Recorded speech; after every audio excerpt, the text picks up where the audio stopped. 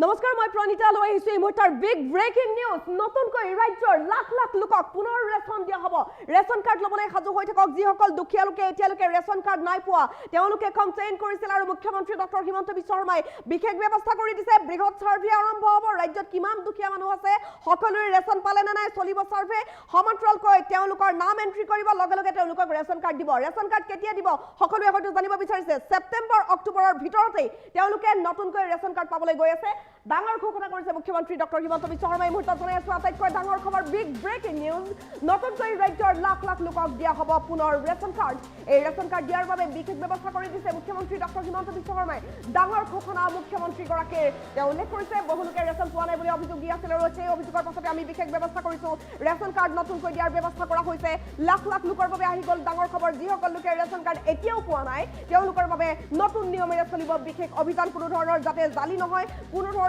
যাতে বেমেজালি নহয় কোনো ধৰণৰ লাগে ঘুষ খাস নহয় তাৰ বাবে বিশেষ ব্যৱস্থা হ'ব যিসকল দৰিদ্ৰ বাদ পৰি আছে তেওঁলোকক শীঘ্ৰেই ৰেচন কাৰ্ড দিয়া হ'ব ছেপ্টেম্বৰ অক্টোবৰত নতুনকৈ ৰেচন কাৰ্ড পাবলৈ গৈ আছে লাখ লাখ লোকে লাখ লাখ দৰিদ্ৰ লোকৰ বাবে ডাঙৰ সকাহ মুখ্যমন্ত্ৰীগৰাকীৰ ৰেচন কাৰ্ড তেওঁলোকে পাব নতুনকৈ মুখ্যমন্ত্ৰীগৰাকীয়ে ডাঙৰ ঘোষণা কৰিছে বিভিন্ন সভা সমিতিলৈ যাওঁতে মুখ্যমন্ত্ৰীগৰাকীক বহুলোকে অভিযোগ দিয়ে যে আমি ৰেচন কাৰ্ড পোৱা নাই আমি বহুত দুখীয়া আৰু ইয়াৰ পাছতে মুখ্যমন্ত্ৰীগৰাকীয়ে চিন্তা কৰিলে যে এয়া কিয় হৈ আছে বহুলোকে ৰেচন কাৰ্ড পোৱা নাই কিয় পোৱা নাই সঁচাকৈ যদি পোৱা নাই তেনেহ'লে কথাটো বেয়া হৈছে আৰু যাৰ ফলত মুখ্যমন্ত্ৰীগৰাকীয়ে ডাঙৰ সিদ্ধান্ত লৈছে নতুনকৈ ৰাজ্যৰ লাখ লাখ লোকক পুনৰ দিয়া হ'ব ৰেচন কাৰ্ড আৰু তাৰ বাবে চলি আছে বিশেষ সাৰ্ভে মুখ্যমন্ত্ৰীগৰাকীয়ে ডাঙৰ ঘোষণা কৰিছে মুখ্যমন্ত্ৰী ডক্টৰ হিমন্ত বিশ্ব শৰ্মাই কৈ দিলে যে নতুন নিয়মেৰে মই সাৰ্ভে কৰাই দিছো এতিয়া অভিযান চলিব ৰাজ্যত বিশেষ অভিযান আৰম্ভ কৰি দিম বুলি ক'লে মুখ্যমন্ত্ৰীগৰাকীয়ে তেওঁ উল্লেখ কৰিছে যে ৰেচন কাৰ্ড দিয়া হ'ব ৰাজ্যৰ লাখ লাখ লোকক যিসকল দৰিদ্ৰ লোক বাদ পৰি আছে তেওঁলোকে শীঘ্ৰেই ৰেচন কাৰ্ড পাবলৈ গৈ আছে ছেপ্টেম্বৰ অক্টোবৰত নতুনকৈ ৰেচন কাৰ্ড লাভ কৰিব ৰাজ্যৰ লাখ লাখ লোকে নতুনকৈ ৰাজ্যৰ লাখ লাখ লোকক পুনৰ ৰেচন কাৰ্ড দিয়া হ'ব এই কথা উল্লেখ কৰিছে মুখ্যমন্ত্ৰী ডক্টৰ হিমন্ত বিশ্ব শৰ্মাই বহুলোকে বহু অভিযোগ উত্থাপন কৰিছে ইতিমধ্যে যে জালিয়াতি কৰি বহু ধনী ধনী মানুহে নিজৰ নাম সুমুৱাই লৈছিল বহু দৰিদ্ৰ লোক বাদ পৰিছে বহু দৰিদ্ৰ পৰিয়ালে এতিয়াও ৰেচন কাৰ্ড পোৱা নাই তেওঁলোকে চাউল কিনি খাবলগীয়া হৈছে দুবেলা দুমুঠি ভাতৰ বাবে চিন্তা কৰিবলগীয়া হৈছে বিনামূলীয়াকৈ চাউল পাবলৈ এতিয়ালৈকে সক্ষম হোৱা নাই তেওঁলোকে যথেষ্ট দুখৰ বিষয় হৈছে বিভিন্ন সময়ত সভা সমিতিলৈ যাওঁতে মুখ্যমন্ত্ৰীগৰাকীক বহুলোকে অভিযোগ দিয়ে আৰু সেই অভিযোগবোৰ শুনি শুনি মুখ্যমন্ত্ৰীগৰাকীয়ে ভাবিলে যে কোনে কোনে ৰেচন পোৱা নাই সঁচাকৈ যদি ৰেচন পোৱা নাই দুখীয়া লোকে বহুত বেয়া কথা হৈছে আৰু তাৰ বাবে মুখ্যমন্ত্ৰী ডক্টৰ হিমন্ত বিশ্ব শৰ্মাই ডাঙৰ ঘোষণা কৰিছিলে যে নতুনকৈ ৰেচন কাৰ্ড দিম যিবোৰ দৰিদ্ৰ পৰিয়ালৰ ৰেচন কাৰ্ড পোৱা নাই তেওঁলোকে ৰেচন কাৰ্ড পাব প্ৰতিশ্ৰুতি দিছে মুখ্যমন্ত্ৰীগৰাকীয়ে আৰু নতুন নিয়মেৰে চলিব বিশেষ অভিযান আৰু এই অভিযানৰ জৰিয়তে ৰেচন কাৰ্ড দি দিয়া হ'ব যিসকল দৰিদ্ৰ বাদ পৰি আছে তেওঁলোকে শীঘ্ৰেই ৰেচন কাৰ্ড পাব বুলি কৈ দিলে মুখ্যমন্ত্ৰীগৰাকীয়ে ছেপ্টেম্বৰ অক্টোবৰত নতুনকৈ ৰেচন কাৰ্ড লাভ কৰিব লাখ লাখ লোকে নতুনকৈ ৰাজ্যৰ লাখ লাখ লোকক পুনৰ ৰেচন কাৰ্ড দিয়া হ'ব ডাঙৰ ঘোষণা কৰিছে মুখ্যমন্ত্ৰী ডক্টৰ হিমন্ত বিশ্ব শৰ্মাই তেওঁ কি মন্তব্য কৰিছে মোৰ আমি শুনাব বিচাৰিম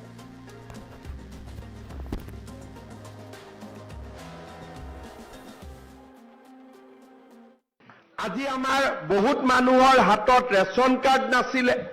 আমি এটা এটাকৈ মানুহক ৰেচন কাৰ্ড দিলো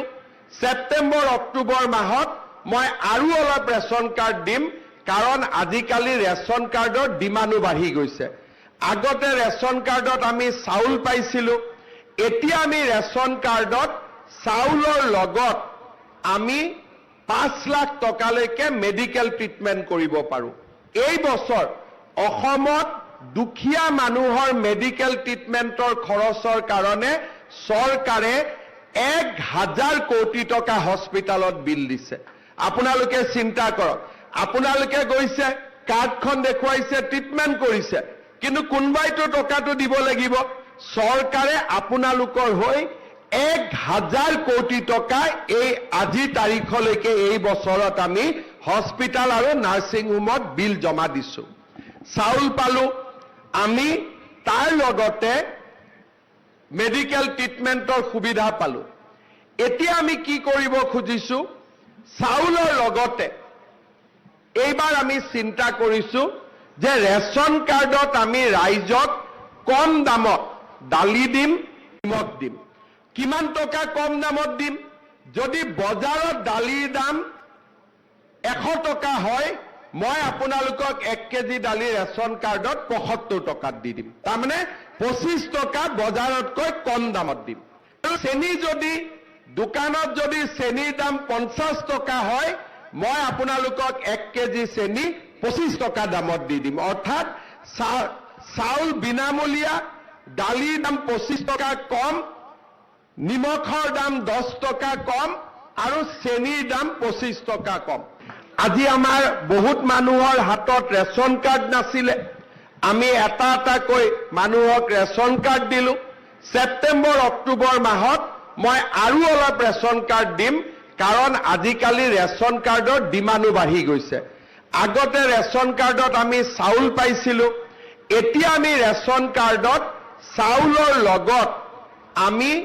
5 লাখ টকালৈকে মেডিকেল ট্ৰিটমেন্ট কৰিব পাৰো এই বছৰ অসমত দুখীয়া মানুহৰ মেডিকেল ট্ৰিটমেন্টৰ খৰচৰ কাৰণে চৰকাৰে 1000 কোটি টকা হস্পিটালত বিল দিছে আপোনালোকে চিন্তা কৰক আপোনালোকে গৈছে কাৰ্ডখন দেখুৱাইছে ট্ৰিটমেন্ট কৰিছে কিন্তু কোনবাইতো টকাটো দিব লাগিব চৰকাৰে আপোনালোকৰ হৈ 1000 কোটি টকা এই আজি তাৰিখলৈকে এই বছৰত আমি হস্পিটাল আৰু নাৰ্সিং হোমত বিল জমা দিছো চাউল পালো আমি তাৰ লগতে মেডিকেল ট্ৰিটমেন্টৰ সুবিধা পালো এতিয়া আমি কি কৰিব খুজিছো চাউলৰ লগতে এইবাৰ আমি চিন্তা কৰিছো যে ৰেচন কাৰ্ডত আমি ৰাইজক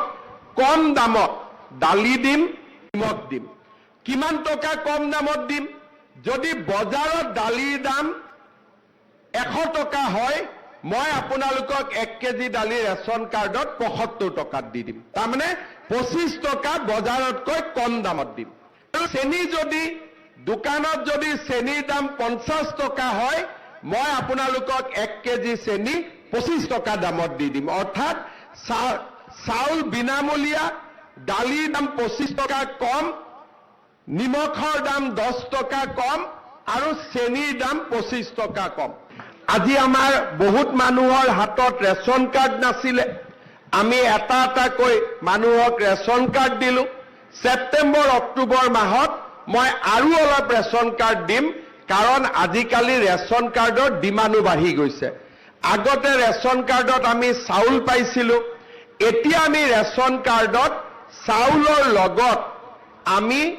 5 লাখ টকালৈকে মেডিকেল ট্ৰিটমেন্ট কৰিব পাৰো এই বছৰ অসমত দুখীয়া মানুহৰ মেডিকেল ট্ৰিটমেন্টৰ খৰচৰ কাৰণে চৰকাৰে 1000 কোটি টকা হস্পিটালত বিল দিছে আপোনালোকে চিন্তা কৰক আপোনালোকে গৈছে কাৰ্ডখন দেখুৱাইছে ট্ৰিটমেন্ট কৰিছে কিন্তু কোনবাইতো টকাটো দিব লাগিব চৰকাৰে আপোনালোকৰ হৈ 1000 কোটি টকা এই আজি তাৰিখলৈকে এই বছৰত আমি হস্পিটাল আৰু নাৰ্সিং হোমত বিল জমা দিছো চাউল পালো আমি তাৰ লগতে মেডিকেল ট্ৰিটমেন্টৰ সুবিধা পালো এতিয়া আমি কি কৰিব খুজিছো চাউলৰ লগতে এইবাৰ আমি চিন্তা কৰিছো যে ৰেচন কাৰ্ডত আমি ৰাইজক কম দামত দালি দিম নিমখ দিম কিমান টকা কম দামত দিম যদি বজাৰত দালিৰ দাম 100 টকা হয় মই আপোনালোকক 1 কেজি দালি ৰেচন কাৰ্ডত 75 টকাত দি দিম তাৰমানে 25 টকা বজাৰতকৈ কম দামত দিম আৰু চেনি যদি দোকানত যদি চেনিৰ দাম 50 টকা হয় মই আপোনালোকক 1 কেজি চেনি 25 টকা দামত দি দিম অৰ্থাৎ চাউল বিনামূলীয়া দালিৰ দাম 25 টকা কম নিমখৰ দাম 10 টকা কম আৰু চেনিৰ দাম 25 টকা কম আজি আমাৰ বহুত মানুহৰ হাতত ৰেচন কাৰ্ড নাছিলে আমি এটা এটাকৈ মানুহক ৰেচন কাৰ্ড দিলো সেপ্টেম্বৰ অক্টোবৰ মাহত মই আৰু অলপ ৰেচন কাৰ্ড দিম কাৰণ আজিকালি ৰেচন কাৰ্ডৰ ডিমাণ্ডো বাঢ়ি গৈছে আগতে ৰেচন কাৰ্ডত আমি চাউল পাইছিলো এতিয়া আমি ৰেচন কাৰ্ডত চাউলৰ লগত আমি 5 লাখ টকালৈকে মেডিকেল ট্ৰিটমেন্ট কৰিব পাৰো এই বছৰ অসমত দুখীয়া মানুহৰ মেডিকেল ট্ৰিটমেন্টৰ খৰচৰ কাৰণে চৰকাৰে 1000 কোটি টকা হস্পিটালত বিল দিছে আপোনালোকে চিন্তা কৰক আপোনালোকে গৈছে কাৰ্ডখন দেখুৱাইছে ট্ৰিটমেন্ট কৰিছে কিন্তু কোনবাইতো টকাটো দিব লাগিব চৰকাৰে আপোনালোকৰ হৈ 1000 কোটি টকা এই আজি তাৰিখলৈকে এই বছৰত আমি হস্পিটাল আৰু নাৰ্ছিং হোমত বিল জমা দিছো। চাউল পালো আমি, তাৰ লগতে মেডিকেল ট্ৰিটমেণ্টৰ সুবিধা পালো। এতিয়া আমি কি কৰিব খুজিছো, চাউলৰ লগতে এইবাৰ আমি চিন্তা কৰিছো যে ৰেচন কাৰ্ডত আমি ৰাইজক কম দামত দালি দিম, নিমখ দিম। কিমান টকা কম দামত দিম? যদি বজাৰত দালিৰ দাম 100 টকা হয়, মই আপোনালোকক 1 কেজি দালি ৰেচন কাৰ্ডত 75 টকাত দি দিম। তাৰমানে 25 টকা বজাৰতকৈ কম দামত দিম। আৰু চেনি যদি দোকানত যদি চেনিৰ দাম 50 টকা হয়, মই আপোনালোকক 1 কেজি চেনি 25 টকা দামত দি দিম। অৰ্থাৎ চাউল বিনামূলীয়া, দালিৰ দাম 25 টকা কম, নিমখৰ দাম 10 টকা কম আৰু চেনিৰ দাম 25 টকা কম। আজি আমাৰ বহুত মানুহৰ হাতত ৰেচন কাৰ্ড নাছিলে, আমি এটা এটাকৈ মানুহক ৰেচন কাৰ্ড দিলো। ছেপ্টেম্বৰ অক্টোবৰ মাহত মই আৰু অলপ ৰেচন কাৰ্ড দিম, কাৰণ আজিকালি ৰেচন কাৰ্ডৰ ডিমাণ্ডো বাঢ়ি গৈছে। আগতে ৰেচন কাৰ্ডত আমি চাউল পাইছিলো, এতিয়া আমি ৰেচন কাৰ্ডত চাউলৰ লগত আমি 5 লাখ টকালৈকে মেডিকেল ট্ৰিটমেণ্ট কৰিব পাৰো। এই বছৰ অসমত দুখীয়া মানুহৰ মেডিকেল ট্ৰিটমেণ্টৰ খৰচৰ কাৰণে চৰকাৰে 1000 কোটি টকা হস্পিটালত বিল দিছে। আপোনালোকে চিন্তা কৰক, আপোনালোকে গৈছে, কাৰ্ডখন দেখুৱাইছে, ট্ৰিটমেণ্ট কৰিছে, কিন্তু কোনোবাইতো টকাটো দিব লাগিব। চৰকাৰে আপোনালোকৰ হৈ 1000 কোটি টকা এই আজি তাৰিখলৈকে এই বছৰত আমি হস্পিটাল আৰু নাৰ্ছিং হোমত বিল জমা দিছো। চাউল পালো আমি, তাৰ লগতে মেডিকেল ট্ৰিটমেণ্টৰ সুবিধা পালো। এতিয়া আমি কি কৰিব খুজিছো, চাউলৰ লগতে এইবাৰ আমি চিন্তা কৰিছো যে ৰেচন কাৰ্ডত আমি ৰাইজক কম দামত দালি দিম, নিমখ দিম। কিমান টকা কম দামত দিম? যদি বজাৰত দালিৰ দাম 100 টকা হয়, মই আপোনালোকক 1 কেজি দালি ৰেচন কাৰ্ডত 75 টকাত দি দিম। তাৰমানে 25 টকা বজাৰতকৈ কম দামত দিম। আৰু চেনি যদি দোকানত যদি চেনিৰ দাম 50 টকা হয়, মই আপোনালোকক 1 কেজি চেনি 25 টকা দামত দি দিম। অৰ্থাৎ চাউল বিনামূলীয়া, দালিৰ দাম 25 টকা কম, নিমখৰ দাম 10 টকা কম আৰু চেনিৰ দাম 25 টকা কম। আজি আমাৰ বহুত মানুহৰ হাতত ৰেচন কাৰ্ড নাছিলে, আমি এটা এটাকৈ মানুহক ৰেচন কাৰ্ড দিলো। ছেপ্টেম্বৰ অক্টোবৰ মাহত মই আৰু অলপ ৰেচন কাৰ্ড দিম, কাৰণ আজিকালি ৰেচন কাৰ্ডৰ ডিমাণ্ডো বাঢ়ি গৈছে। আগতে ৰেচন কাৰ্ডত আমি চাউল পাইছিলো, এতিয়া আমি ৰেচন কাৰ্ডত চাউলৰ লগত আমি 5 লাখ টকালৈকে মেডিকেল ট্ৰিটমেণ্ট কৰিব পাৰো। এই বছৰ অসমত দুখীয়া মানুহৰ মেডিকেল ট্ৰিটমেণ্টৰ খৰচৰ কাৰণে চৰকাৰে 1000 কোটি টকা হস্পিটালত বিল দিছে।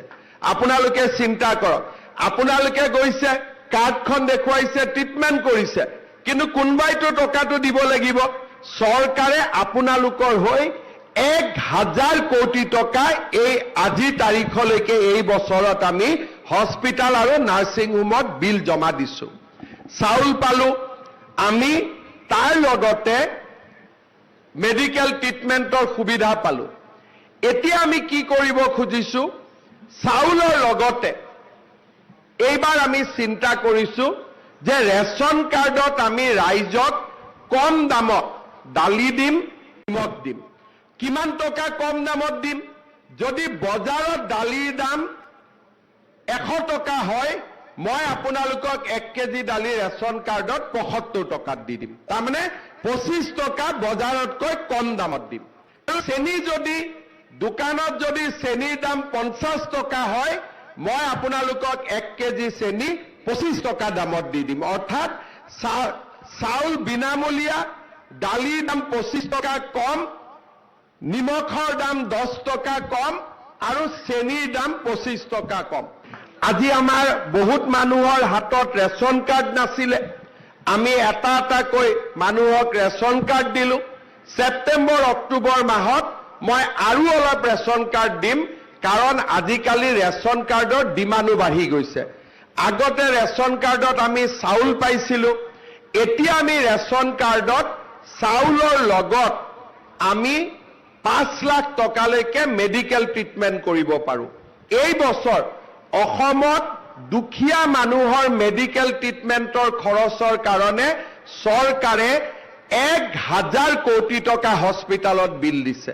আপোনালোকে চিন্তা কৰক আপোনালোকে গৈছে কাৰ্ডখন দেখুৱাইছে ট্ৰিটমেন্ট কৰিছে কিন্তু কোনবাইতো টকাটো দিব লাগিব চৰকাৰে আপোনালোকৰ হৈ 1000 কোটি টকা এই আজি তাৰিখলৈকে এই বছৰত আমি হস্পিটাল আৰু নাৰ্ছিং হোমত বিল জমা দিছো চাউল পালো আমি তাৰ লগতে মেডিকেল ট্ৰিটমেন্টৰ সুবিধা পালো এতিয়া আমি কি কৰিব খুজিছো চাউলৰ লগতে এইবাৰ আমি চিন্তা কৰিছো যে ৰেচন কাৰ্ডত আমি ৰাইজক কম দামত দালি দিম নিমখ দিম কিমান টকা কম দামত দিম যদি বজাৰত দালিৰ দাম 100 টকা হয় মই আপোনালোকক 1 কেজি দালি ৰেচন কাৰ্ডত 75 টকাত দি দিম তাৰমানে 25 টকা বজাৰতকৈ কম দামত দিম চেনি যদি দোকানত যদি চেনিৰ দাম 50 টকা হয় মই আপোনালোকক 1 কেজি চেনি 25 টকা দামত দি দিম অৰ্থাৎ চাউল বিনামূলীয়া দালিৰ দাম 25 টকা কম নিমখৰ দাম 10 টকা কম আৰু চেনিৰ দাম 25 টকা কম আজি আমাৰ বহুত মানুহৰ হাতত ৰেচন কাৰ্ড নাছিলে আমি এটা এটাকৈ মানুহক ৰেচন কাৰ্ড দিলো ছেপ্টেম্বৰ অক্টোবৰ মাহত মই আৰু অলপ ৰেচন কাৰ্ড দিম কাৰণ আজিকালি ৰেচন কাৰ্ডৰ ডিমাণ্ডো বাঢ়ি গৈছে আগতে ৰেচন কাৰ্ডত আমি চাউল পাইছিলো এতিয়া আমি ৰেচন কাৰ্ডত চাউলৰ লগত আমি 5 লাখ টকালৈকে মেডিকেল